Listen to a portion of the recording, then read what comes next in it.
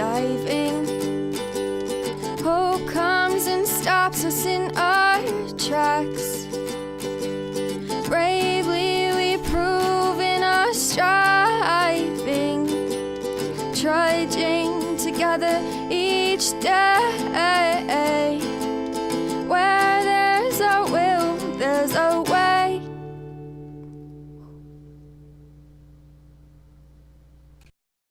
Oh, happy fucking Friday. It has been a productive week.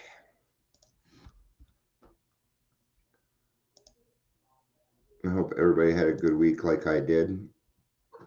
Ow! That ruined it.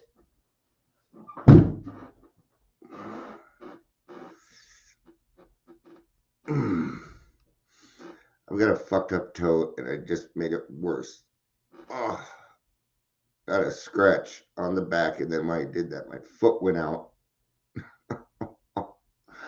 Thanks, kitty. Motherfucker. Oh. Okay. Still hurts. Old man problems. Next Step Films. Oh. All right. Let's get some sharing done. Ow. Ow, motherfucker. Ow, motherfucker. Ow, motherfucker. Ow. Okay. Good morning, Amber. Well, Sharon, I saw that you said something about driving. Driving the broke homie to school. Yeah, he could be broke for a while. Gotta carry his ass for a minute, you know. I remember once my mom, she was dropping me off at the group home after a pass.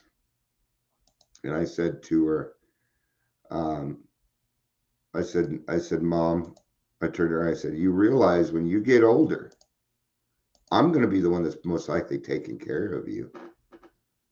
And she made me promise. She made me promise that I wouldn't put her in a home when she got older. She made me, because I told her, I'm going to put you in a home. I'm going to put you through what you're putting me through. I did. So she made me promise. I won't do it. No caller today. Yesterday was because I had a meeting with somebody. And yeah, they were in a t-shirt, but I'm gonna start dressing a little bit nicer just because it's just, you know, it's part of a leadership thing, and I don't know. We'll see what happens. I just felt like, you know, it's funny because out of everything that I do, me wearing a nice shirt was the topic of conversation yesterday. And, you know, I appreciate it, but gosh, man. Maybe I should just start showing up in a fucking robe. All right. Try to raise money for the homeless. That's a cool shirt. Well, thanks. You can see where I'm coming from on that. I do appreciate it, but even in the meetings, they're like, oh, nice shirt. I'm like, that's great. Why aren't you listening to who's speaking? All right. It's tough being this beautiful. Okay. Looked like it wasn't streaming there. Welcome to Daily Charge. My name is Dion. I think I lost Amber for a second. She's at the school. Yeah, when she goes to the school, this gets cut off because it's marked unsafe for children. And yeah, if you're here, please say hello, whether watching the live or the rewatch. I remember I was working for this company, EPS, Electronic Payment Systems. And we come to work one day and nobody's phone is working. Nobody's phone is working. Right? Yeah, what time does Dion get here? That's pretty much usually what it is anymore. But yeah, they put this little thing in there. I forget what. Oh, okay. But they put in something to stop you're transmitting from for it. It cuts your cell phone out like they have at the school now, which is now legal. But back then, I mean, you got to talk to the FCC first. And the FCC showed up about 2 hours later and they shut the fucking place down for a little bit. We got the rest of the day off. At least I did. Customer service had to stay. But it was critical employees only. And I got paid. So, yeah. Anyway, they deserved it too. What a piece of shit company, man. I helped somebody sue them for $7 million. All right, let's do this. Step 3, the importance of step 3. We're starting Courage to Change, which is an Al-Anon. Yeah, I was going to go to the other one, but we're still stuck in step 11, and I've had enough of step 11 already. For some time, step 3 eluded me. How could I turn my will and my life over the care of a higher power? I earnestly tried, but I always took everything right back into my own hands. It felt so scary to think that I was not in control. Sorry, something just hit me. I don't know why I didn't fucking think of this. Hold on, I gotta write this. I'm sorry, I gotta write this down. It's about the location. The Salvation Army men's recovery was shut down 2 years ago. Maybe I can go back. Maybe they'll give me that space downtown.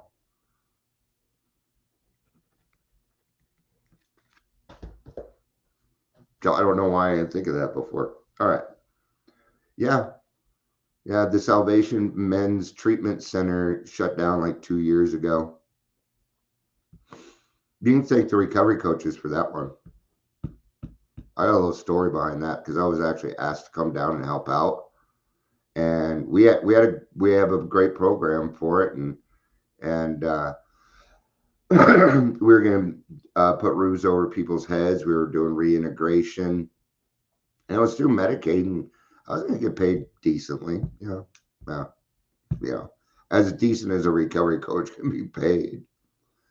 But somebody else came in and offered boxing for these homeless, and Salvation Army thought that was a good idea, said no to us, and 2 months later, it got shut down. That's what I've been dealing with the last 4 years. Shit like that.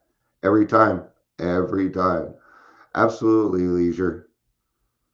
You guys are going to thank me in about 5 years when I'm making a shit ton of money. I'm kidding. I will be making money, though.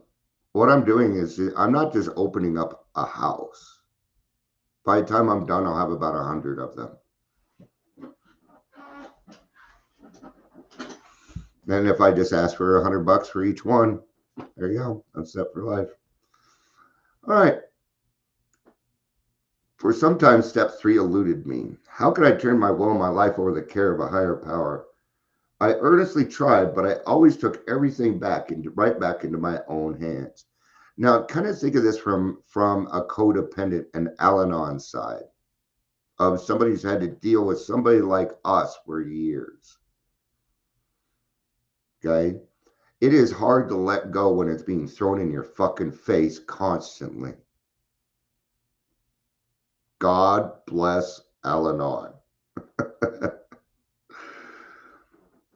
It felt so scary to think that I was not in control.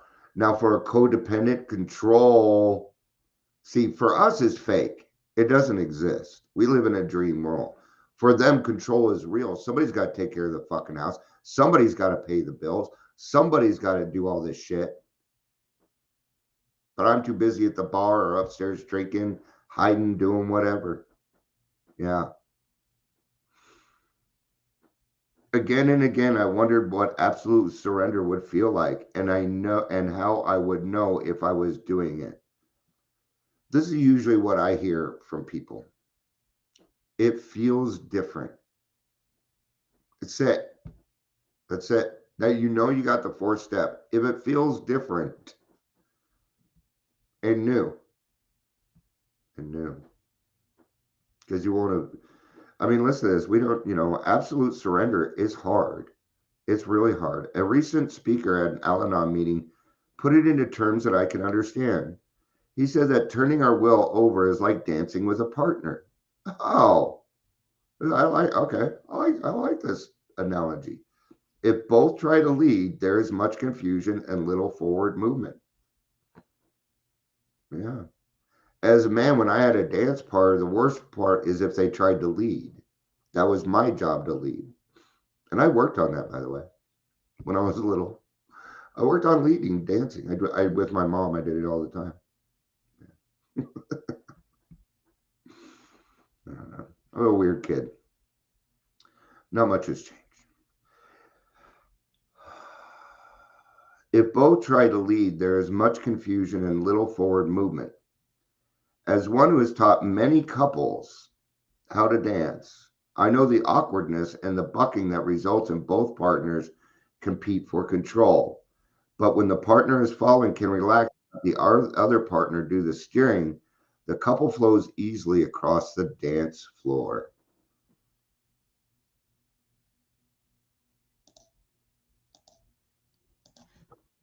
Morning. Yeah, that's one way to come in. Good morning. I'm in major pain. Sorry, go ahead. Today's reminder. If I feel like the bucking of uncertainty, despair, or fear, I can take it as a sign that I got out of step. Then I can ask God. Then I can ask the God of my understanding to help me be a more willing partner. There are no guarantees, and that's today's reminder. This is another portion from In All of Our Affairs, which is an Al-Anon book. Kind of like Living Sober for us, theirs is called In All Our Affairs. There is no guarantee that life will turn out the way we would like, but the program has shown me God's will is the only way. It is up to me to work with him and turn my life and will over to his care and guidance in all of our affairs. All right. I'm going to go to 12 by 12 here, which is Amber's second favorite book. I'm kidding, Amber.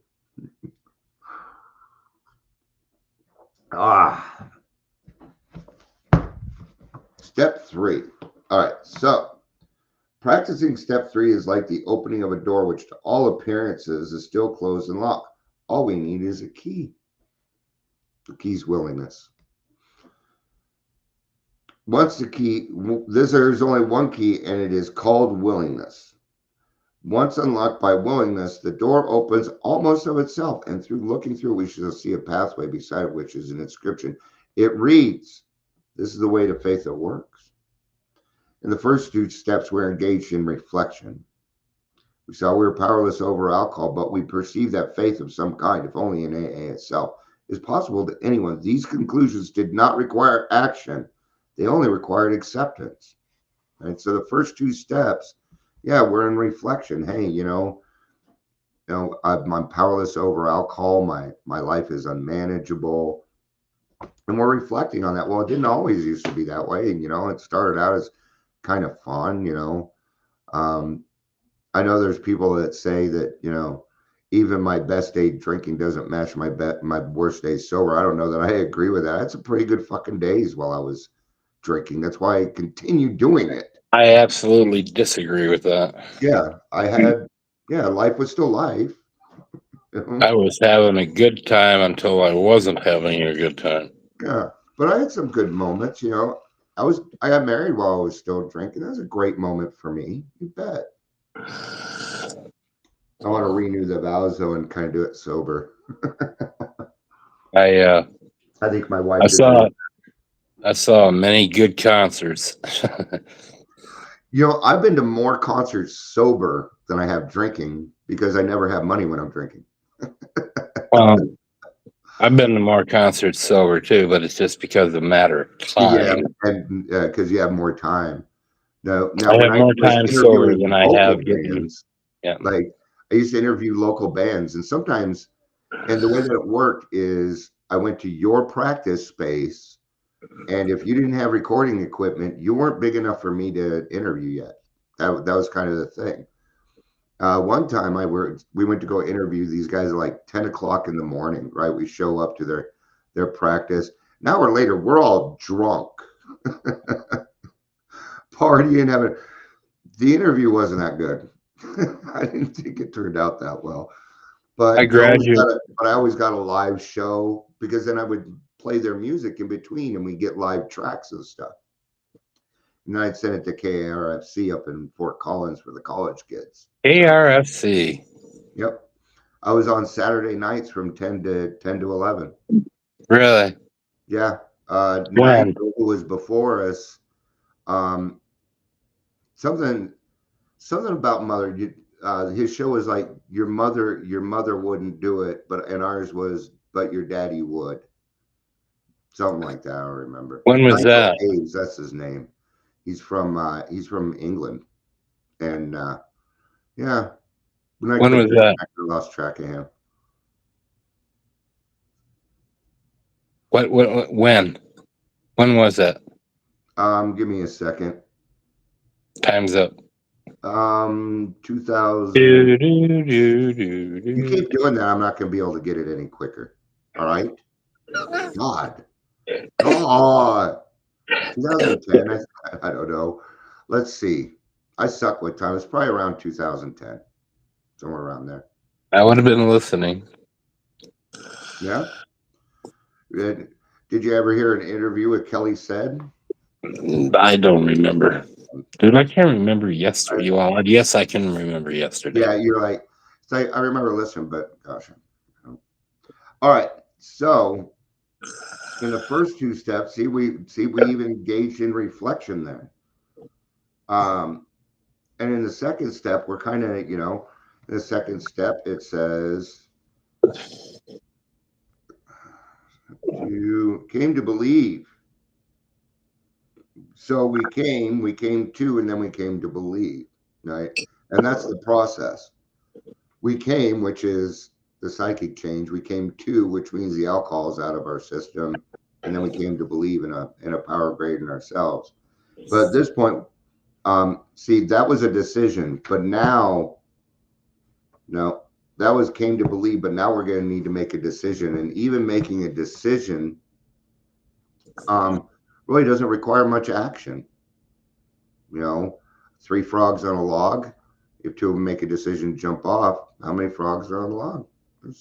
There's It 3. requires action afterward. It does require immediate action once it has happened. In the big book, it says it is better to take this step alone than with somebody who might misunderstand.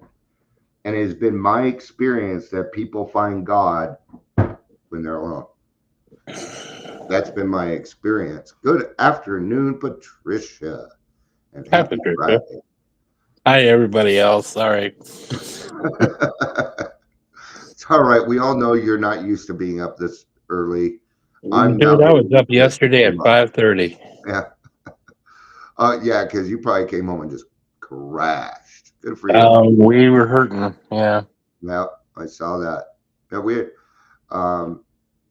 a pretty good meeting last night. This was neat. You never know what's going to happen in those meetings. You don't know who's going to show up, and it's just they always turn out neat. I think they're more of a sponsor-sponsee meeting because there's like 3 main of us, and it's just our sponsees. Yeah, I just wasn't yesterday. I'd have been there, but Yeah.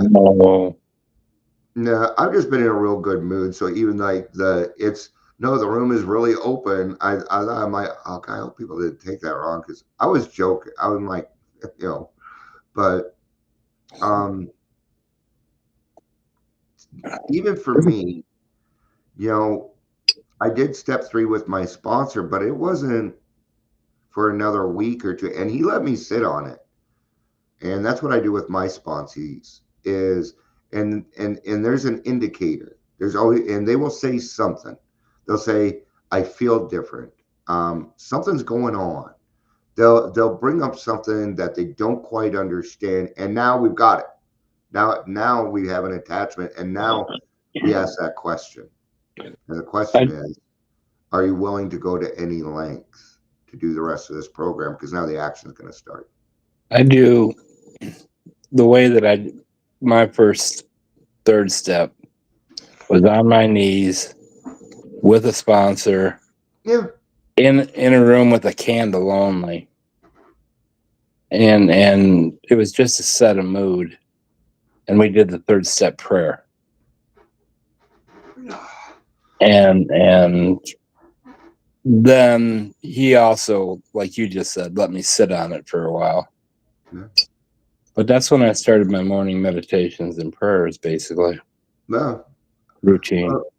We're just all we're really doing in the beginning there is just slowly putting that key of willingness in there and turning that lock so it'll open, even if it's just this much, because it takes a bare minimum to get started. And that's why the first 3 steps, there's no action, because you need to get used to, because we're trying to help you find your higher power. If we throw all this other shit on you, you might have a hard time. Of course, the experience might be different for people. For me, it's like, all right, this is really happening. I'm getting into recovery. Yeah, reality sets in. Yeah, that's what that, hey, wait a minute, something's happening. I feel a little bit better. You know what? I didn't think about drinking today. Yeah. See, now we're those kind of things. Yeah. Yeah. I thought about drinking, but I didn't want to drink. Something different always changes. There are some people, a great effect at once may happen. I've seen that too. And there are people out there that just got it. Yeah, they're like struck sober. Yeah, I'm not that guy. No, most of us are the educational variety, but I think God probably knows my brothers and sisters' needs better than I do. But it was. I remember leaving my sponsor's house that night, going, "This is real. This is what we're doing. This is." Yeah. I mean, it set in that I was actually going to do AA. Yeah, hope. It brings hope. Yeah, it was. I mean, starts to fade. There was a little bit of anxiety associated with it, because at that point I was mentally making a commitment. Yeah, to myself. And for I'm gonna speak as a man. I had to get over that the feeling of I had to get over the feeling of that I felt I was weak, that I was going to get down on my knees with another man, hold hands, and talk to God. That was odd for me. Now, I'm not homophobic. That wasn't the problem. It's just that all my morals were like, no, there's not the way it works, and it's a whiny little baby like that, but there again, what went through my head was, yeah, Dion, but all your best thoughts got you here. So what the fuck do you know? And then I was able to, I made the decision that I didn't know what was good or bad anymore. Even though I'd been whatever, growing up, drug and alcohol counselor and these other things, until the hooch was out and I did this step, all that knowledge I couldn't apply. Yeah. Yeah, this was totally foreign to me. I mean, yeah, I'd been around for a few months at this point because of all my relapses. Mm-hmm. But actually getting down into it and getting on my knees was an odd experience for me. When he lit the candle, darkened the room, lit the candle, and said we were going to pray. and I'm on my knees, my head is bowed, and I'm holding hands with my sponsor. Mm-hmm. That was different for Daryl. Yeah, and different is uncomfortable. So yeah, I guess I was uncomfortable, but I was also it was weird. There's a Um, balance there because you also feel, well, the catch-22 because it was also cool. yeah, yeah. And that's the thing is, it was nice to finally find some serenity in all that calamity. That's kind of what happened. And then there was that. Yeah. That It's was a okay lot when of you're my. on my That was a knee. lot of my discomfort, man. Was well, I survived and existed and was functioning in chaos for so long. To have it kind of going away at that point, my first taste of this isn't chaotic. Things are relaxed. Things are, you know, the other shoe isn't dropping. Blah blah blah. Yeah. That Now, was that was different. because I heard everything you said, and there was a part of my mind that heard, "Gosh, what a great reason to drink." You know, And this is where it happens because number one, the pink cloud starts, but then there's that fear it did. starting the 4-step, and I call it the AA shuffle. 1, 2, 3, slip. 1, 2, 3, slip. Because there's a double-edged sword there, and it says it. We were smitten by a double-edged sword, and it says you're going to do a couple of things. You're either going to give everything to God, or you're going to feel better, and it's going to make you cocky, which is going to make it worse. Well, And and I mean, there was that what you said was so true because it was like, I could just end all this silliness right tonight. The liquor store is up the street, yeah. and didn't. At the end, I didn't, but I mean, Yeah. I Well, had so there's many some of times. us that, well, they go through that a couple of times and they realize, wait a minute, there's something right here, and we need to get to that. And it's usually time. I had 60 days because in their mind, it's those lurking notions sometimes. Hey, if I hit this, then clearly I'm not an alcoholic because that's how the alcoholic brain works. I knew that. I knew it very clearly. I taught it. It was driven into my brain, but it didn't fucking matter the day I relapsed. My brain did not think that way. It was, Dion, you were 18 years old and everybody you knew was an alcoholic. Everybody drank like you did. But my friends went to college. I went to Skid Row. That part didn't pass through my mind. So it's easy. It's so easy to forget where we came from and why we're doing what we're doing. And I'll continue to say it's always easier to skip the second meeting. If you convince yourself to miss that first meeting, that next one, you're not even think twice. Right. And then before you know it, you're going to come back in a month crazy as fuck. That's that theory of do something the same way for 21 days, it becomes a habit thing. Yeah. And having had the experience of skipping that meeting, it was like, oh well, that was easy. Let's just skip the meeting. But that last time when I actually did the third step, because while I was relapsing and stuff, we talked about the steps, but he wouldn't let me start until I got earnest about not drinking. Yeah. Sometimes it's a process. Right. Well, what in my case it certainly was. Mm-hmm. Because I remember thinking, I don't know how, I remember remembering how sick I was in the mornings. Yeah. And then I was thinking to myself, you haven't been sick for a while. And that's when it all kind of came together in my head. Yeah. It's like, this is working. Mm-hmm. If the only thing I got going on that's different is that I'm not getting sick in the morning, then that's a good thing. Yeah. It's a great start to, I certainly do not miss waking up or actually coming to searching madly through my little shooters for a little bit of alcohol so I could stop fucking shaking before I go to the liquor store, because I could only have a certain amount because I drink in blackouts, and I would kill myself if I would be even though I sick. was trying to kill myself, but I wouldn't. I would be sick to death and go to work, and all I could think about is what time is it? Because at 4:30 I was able to go to the liquor store. Yeah, it was amazing how I woke up suddenly and was in a great mood at 4:30. But all day I was like, bad attitude because I was hungover. All of that. But gosh, I All would of get it. fucking excited at 4:30, and suddenly I was awake and ready for the day. And no, And no more. there were those days. I Man, do I'd not miss it. wake up in the morning and actually be excited to go to work. Yeah, that hasn't.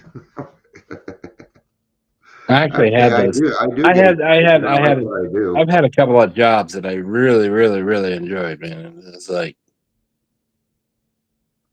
yeah, I got excited to go to work. But Yeah. Yeah, when I was working detox and stuff, absolutely, I was excited to go to work. Before, when I was drinking, there had to be a pretty girl at work in order to motivate me to get there.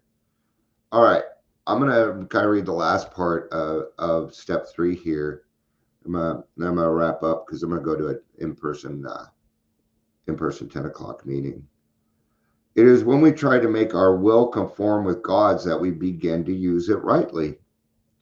To all of us, this was the most wonderful revelation. That's kind of what we've been talking about right now. Our whole trouble had been the misuse of willpower.